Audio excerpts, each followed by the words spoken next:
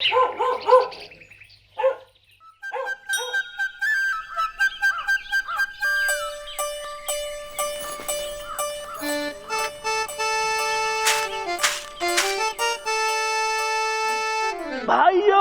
और बहनों, ये अच्छी बात नहीं है। सरकार सो रही है, पर आप तो जागिए और ऐसे उम्मीद से देखना हमको बंद कीजिए और सबसे पहले हमको वोट देकर जिताइए। और जब तक हम जीत नहीं जाते, अरे मरी मैया, अपनी अपनी समस्याएं खुद सुलझाइए। आज लापता गंज से समस्याओं का गंज हटाएं और इसके लिए बुद्धिजीवी आगे आए। देखा आज लापता गंज अपना काम कैसे औरों पर डाल रहा है ये नेता। डालते हैं कुछ लोग, अपना काम औरों पे भी डाल देते हैं। हमने तो कभी नहीं डाला। अब कभी कभी कुछ लोग नहीं भी डालते। आज लापता गंज को ही नहीं, हमको भी बुद्धिजीवियों की आवश्यकता है। क्या ये नेता लापतागंज की समस्या सुलझा पाएगा? ना, समस्या सुलझाने के लिए बुद्धिजीवी आगे आएगा। बुद्धिजीवी? हाँ। जानते हैं क्या होता है? बुद्धिजीवी वो होता है जिसकी बुद्धि जीवित हो, जो सोचता है और सिर्फ सोचता है, जिसे समाज के दर्द से दर्द हो, जो मर्दों में मर्द हो। वाह! लेकिन आजकल ज्यादा सोचने वाले को लोग बुद्धिजीवी नहीं, पागल समझते हैं। तो समझ लीजिए, इस देश की समस्या पागल ही सुलझा सकता है। सही कहा कछुआ चाचा। 62 साल से अक्ल वालों पे विश्वास किया, अब पागलों पे विश्वास करना पड़ रहा है। लेकिन क्या लापतागंज में ऐसा कोई पागल मिलेगा जो लोगों के विषय में सोचे? राम राम। नेताजी उठिए, वरना पब्लिक जाग जाएगी। पब्लिक जागे तो हम हमेशा के लिए सो जाएं। तो आप अपना वोट देकर हमको जिताएं और ताली बजाएं।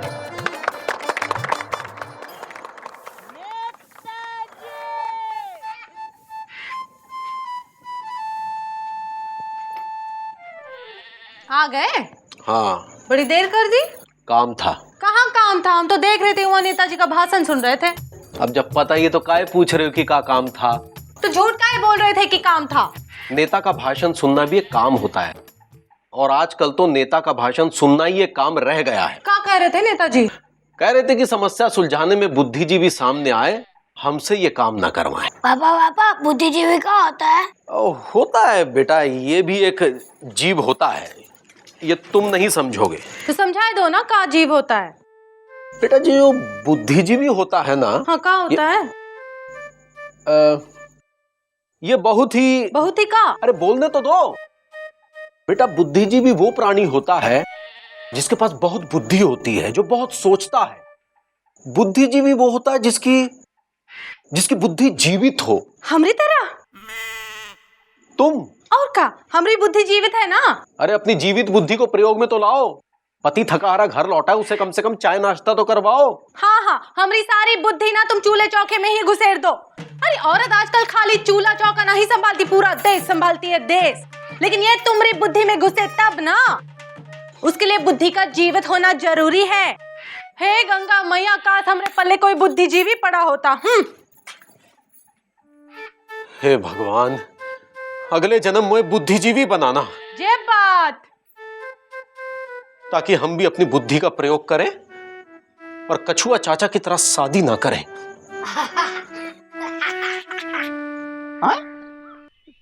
क्या देख रहे हो?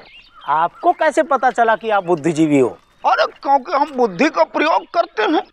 हमने सोचा कि बुद्धिजीवी कौन हो सकता है, तुमने मान लिया कि हम बुद्धिजीवी हैं। वाह, खुद ने ही खुद को बुद्धिजीवी की उपाधि दे डाली। काहे? इसमें हंसने का क्या है? जब उन नेता लोगों को खुद को नेता कहने में नहीं शर्म आता है, तो हमको खुद को बुद्धिजीवी कहने में काहे शर्म आएगा? कि हम बुद्धिजीवी। पापा कसम कछुआ चाचा बिल्कुल सही कह रहे हैं। देखा, टुडेज के टाइम पे जो खुद को बुद्धिजीवी समझे वही असली में बुद्धिजीवी होता है। देखिए, क्योंकि गलतफहमी का कोई इलाज नहीं। पापा कसम कछुआ चाचा, आप अपने दिमाग को थोड़ा सोने दीजिए, क्योंकि ऐसा ना हो कि बुद्धिजीवी बनने के चक्कर में कहीं आपकी जीवित रहने के लाले न पड़ जाए। अरे एक बात सोचो कि इस देश का हर नागरिक अगर बुद्धिजीवी हो जाए तो देश कहां से कहां चला जाएगा। अरे नेता लोग समस्या सुलझाते हैं क्या? समस्या तो अब हम लोग सुलझाएंगे, बुद्धिजीवी लोग। तो पापा कसम शुरुआत हमारी समस्या से कीजिए ना। ठीक है, बताओ अपनी समस्या, दिखाओ। कछुआ चाचा, समस्या बहुत बड़ी है, वो खुद चल के हमारे पास नहीं आएगी, हमें ड्राइव करके उसके पास जाना पड़ेगा। आइए। अरे यहाँ नहीं भाई, पीछे बैठिए हैं। ओ, पीछे? अजीब समस्या है, बैठ भी नहीं पाते हैं। कुछ लोग ऐसे होते हैं जो समस्या के पास खुद ही चल के जाते हैं। आप तो अपनी समस्या को थोड़ा सा रहने दीजिए। चलिए चलो। अरे ठीक से बैठिए ना। मुकंदी भैया, आपको क्या लगता है कछुआ समस्या सुलझाएगा? अरे तो खुद ही अपने आप में बहुत बड़ी समस्या है, ये क्या सुलझाएगा। अरे आराम से। चलाने नहीं आता है। क्या समस्या क्या है? छुपे रहिए, आ रही है।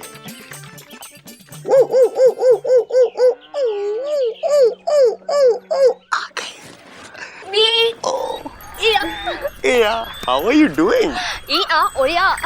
अरे यार सुरीली, एक यही समस्या है कि तुम्हारी लैंग्वेज जो है ना वो हमको समझ में नहीं आती है यार। लेकिन ठीक है, हम किसी को अपने साथ लेके आए, वो समझाएंगे हमें। सुरीली! कौवा नहीं, कछुआ चाचा है। जो तुम बोलोगी ना ये हमको ट्रांसलेट करके समझाएंगे। अब बोलो। आहा, क्या बोली? ये बोल रही है कछुआ अच्छा है, दिल का सच्चा है।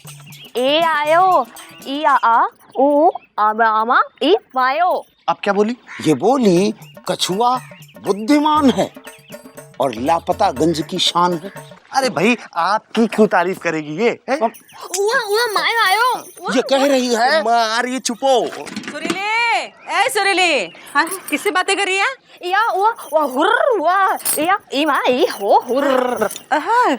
कहाँ बोल रही थी? कछुआ चाचा, ये एक बहुत बड़ी समस्या है। जब भी हम सुरीली को भौंकते हैं ना, ये ताड़का बन के चले आती है। प्लीज हमारी समस्या हल कीजिए ना। क्या ये राष्ट्रीय समस्या है? ये अंतरराष्ट्रीय समस्या है। क्या इसे सुलझाने से देश का भला होगा? देश जनता से होता है और एक जनता का तो भला होगा। इसे सुलझाने से देश के भूखे को रोटी मिलेगी।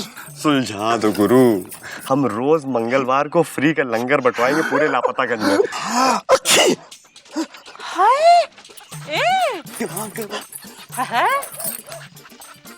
बिजी, तुम दोनों यहाँ क्या कर रहे हो? कछुआ चाचा समस्या सुलझाने के लिए आए हैं। ये कछुआ का समस्या सुलझाएगा? सुलझाते हैं, कभी कभी समस्या भी सुलझा देते हैं। ए बिजी, ये कछुआ समस्या बढ़ाएगा?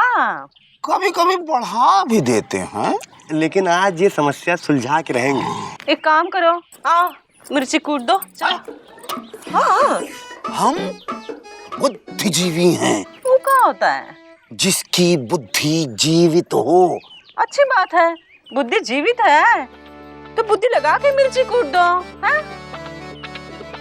ए बिजी, मदद करो, चलो आ जाओ, आ जाओ।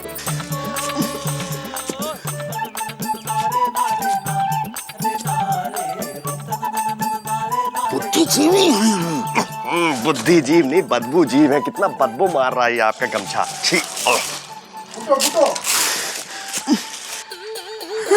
ये लीजिए एक और।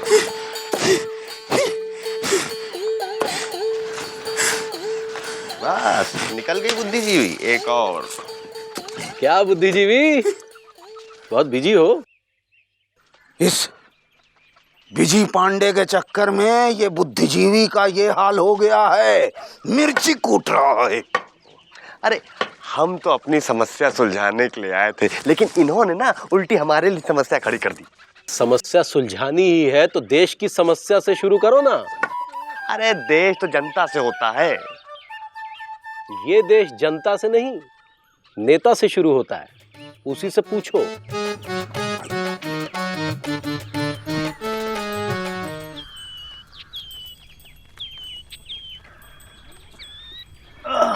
तो आप आए हमारी अरे मेरी मैया समस्या सुलझाने।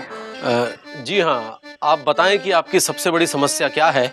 ये बुद्धिजीवी हैं, ये सुलझाएंगे। भाई हमारी नज़र में हमारी सबसे बड़ी समस्या है कि जिस इलाके से हम चुनाव जीते थे बाय मिस्टेक, फिर कैसे जीते।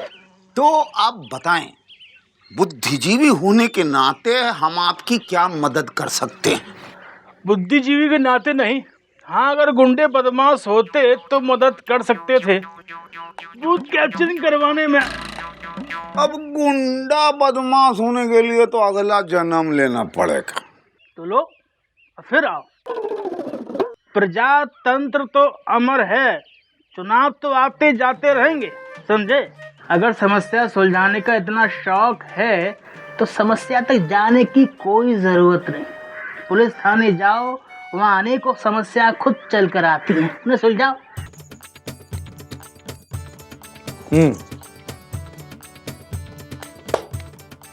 देश की सबसे बड़ी जो समस्या है जी, वो है लॉ एंड ऑर्डर। मतलब कानून व्यवस्था। अब कहीं पर चोरी हो रही है, कहीं पर हत्या हो रही है, कहीं पर अपहरण हो रहे हैं।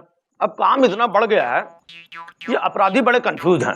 उनको समझ में नहीं आता है कि बैंक लूटें कि किसी का घर लूटें, या हत्या करें या अपहरण करें। तो और हत्याएं इसलिए नहीं हो रही हैं कि हत्या करने वाला विजय है। हत्या करने वाला बिजी है? अरे भाई हमने कब किसकी हत्या की?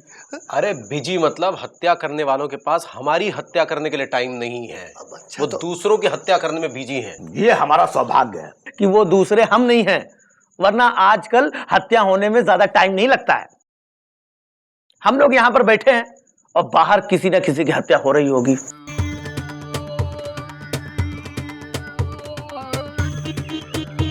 अरे मार डाला रे, मार डाला। अरे मार डाला रे भाई। क्या हुआ भैया, किसने किसको मार डाला? अरे क्या बताएं मुकंदी भैया, किसी ने रामस्वरूप के कुत्ते को मार डाला। अभी कुछ दिन पहले तो रामस्वरूप को किसी ने कुत्ते की तरह मारा था। हाँ, अब उसके कुत्ते को किसने कुत्ते की तरह मारा? ये तो क्या हो क्या रहा है लापतागंज में। लेकिन कुत्ते को काहे मारे? अब ये तो जिसने कत्ल किया वही बता सकता ना भैया। हम बुद्धिजीवी हैं और जहां तक हमारी बुद्धि जाती है उसके अनुसार आज राम स्वरूप के कुत्ते को कुत्ते की तरह मार डाला, कल पुत्तीलाल को मार डालेगा, परसों मुकुंदी बाबू को मारेगा, नरसों मिस्री को मार डालेगा। अरे चाचा सुबह सुबह अशुभ बातें काहे कर रहे हो? मुकुंदी बाबू हम तो उदाहरण दे रहे थे, क्योंकि हमारी बुद्धि जहां तक जाती है उसके अनुसार हमको कुछ करना होगा, इन हत्याओं को रोकना होगा, बस। भाई देखो, पुलिस का काम है हत्या होने के बाद में हत्यारों को पकड़ना। हत्या किन कारणों से हुई है इसका पुलिस डिपार्टमेंट से क्या लेने देना, सब छोड़कर। कोई पैसे के लिए हत्या करे तो फिर वो फाइनेंस डिपार्टमेंट का मैटर है। और अगर कोई प्यार के पागलपन में अपनी सास का मर्डर करे तो ये मेंटल डिपार्टमेंट का मैटर है। लेकिन हत्या राजनीतिक कारणों से भी तो होती है। देखो भैया, हम पुलिस वाले हैं और पुलिस का क्या है, राजनीति से कोई लेना देना नहीं होता। पुलिस राजनीति में नहीं पड़ती है। हाँ, हम लोग स्वतंत्र हैं और ये है प्रजातंत्र। हमारा काम हत्या हो जाने के बाद में हत्यारे को पकड़ने का होता है। तो हत्यारे को पकड़िए। अच्छा, आप बुद्धिजीवी हो ना? इस मामले में बुद्धिजीवी होने के नाते आप हमारी क्या मदद कर सकते हैं? बोलिए बुद्धिजीवी। वैसे हत्या के मामले में हमारा कोई विशेष अनुभव है नहीं, क्योंकि नहीं मेरी हत्या हुई है और नहीं मैंने कभी हत्या की है। लेकिन जहां तक मेरी बुद्धि जाती है उसके अनुसार आपको हत्यारे को पकड़ने के लिए पुलिस भेजनी चाहिए। कहां? हर दिशा में, हत्यारा तो किसी भी दिशा में भाग सकता है। चाचा, आपको पता है 8 दिशाएं होती हैं। हाँ। अगर हर दिशा में हत्यारों को ढूंढने के लिए 2-2 पुलिस वाले भेजे जाएं, तो टोटल कितने पुलिस वाले हुए? 16। और वो 16 पुलिस वाले अगर दौड़ते दौड़ते अपने घर में ना घुस जाएं, इसलिए उनकी निगरानी के लिए एक पुलिस वाला और चाहिए। टोटल कितने हुए? 32। ठीक है। और वो 32 पुलिस वाले कहीं घूस लेकर के हत्यारे को छोड़ न दे, इसलिए उनके ऊपर निगरानी रखने के लिए एक पुलिस वाला उनके पीछे और लगाओ। टोटल कितने हुए? 64। तो सोचो, एक हत्यारे को पकड़ने के लिए। अरे एक हत्यारे को पकड़ने के लिए आप कितना पुलिस वाला छोड़िएगा? वही तो हम समझा रहे हैं आपको, और आप समझ नहीं रहे हैं बुद्धिजीवी जी, हैं? कि हत्यारा ऐसे नहीं पकड़ा जाता है। तो कैसे पकड़ा जाता है? वैसे पकड़िए। बुद्धिजीवी आप है ना, आप ही बताइए कैसे पकड़ा जाता है। हमको ऐसा लगता है कि आप ऐसे व्यक्ति से पूछताछ कीजिए जिस पे आपको शक है कि इसने राम स्वरूप के कुत्ते की हत्या की है।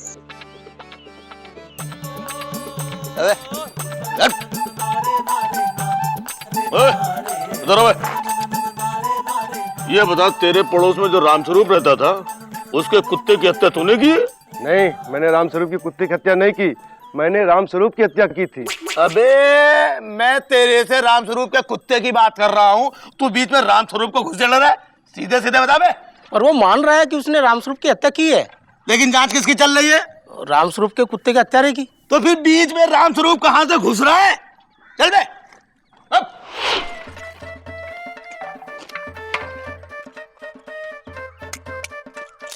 ए चाट बतासा, ये बता, रामस्वरूप के कुत्ते की हत्या तुमने की है? हम क्यों करेंगे? अब रामस्वरूप के कुत्ते को तो हम जानते भी नहीं थे। अब जब जान पहचान नहीं है तो हम हत्या क्यों करेंगे? सही है, जान पहचान नहीं तो ये हत्या क्यों करेगा? हा? हमारे पास इतना टाइम कहाँ है सर किसी की हत्या करने का? और अगर साहब किसी की करनी पड़ गई तो किसी को पैसे देके करवा लेंगे ना सर।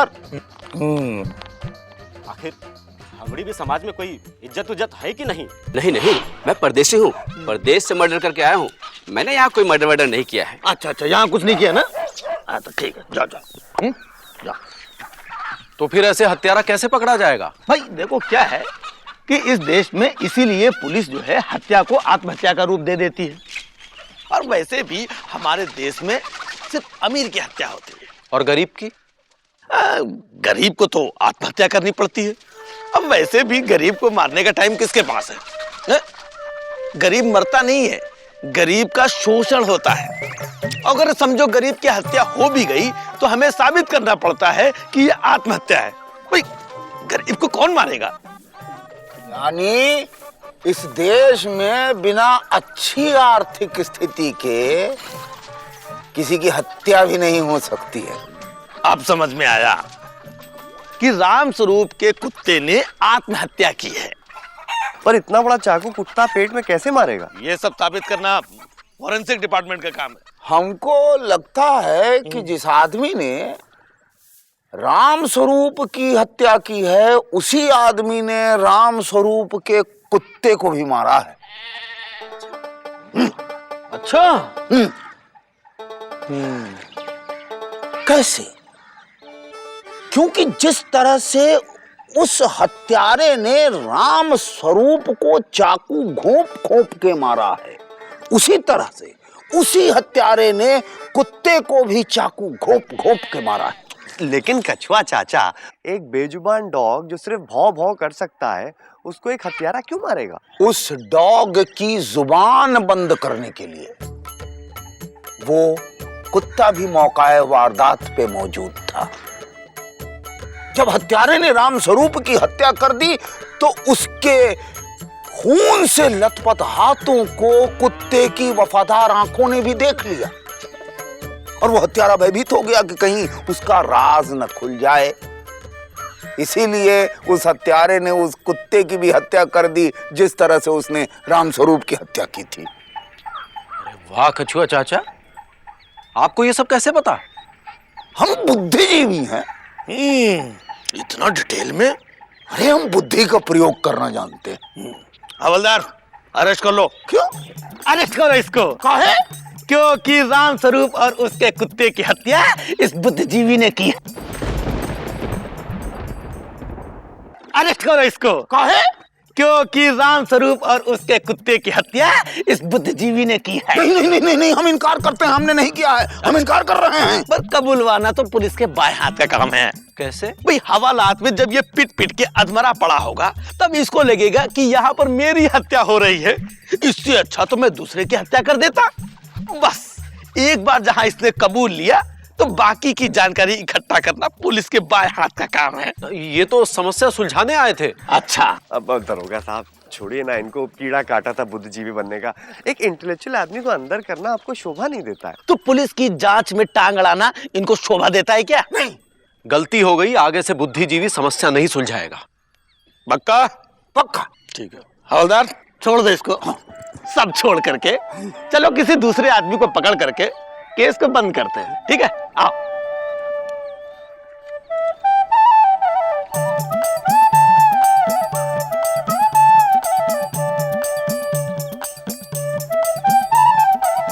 क्या देख रहे हो? समस्या सुलझाओगे नहीं? ये बुद्धिजीवी का काम है। तो क्या तुम बुद्धिजीवी नहीं हो? हाँ, बुद्धिजीवी तो वो है जो बुद्धि का प्रयोग ना करे। अगर आप सड़क के किनारे जा रहे हो और कोई छोटा बच्चा दिखे रोता,